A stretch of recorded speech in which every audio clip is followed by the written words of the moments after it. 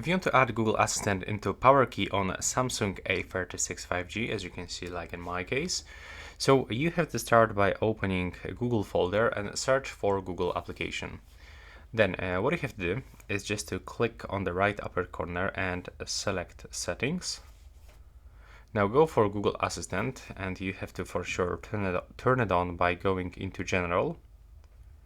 So just right here you will have to turn it on, but also you'll have to go for digital assistants from Google and switch from Gemini into Google Assistant. And in the next step you will have to go into Galaxy Store.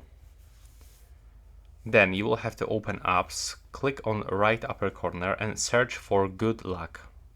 You have to get this application on your phone, then just open it, wait for a few moments, and now you have to go for plugins and get Registar. So this is this one.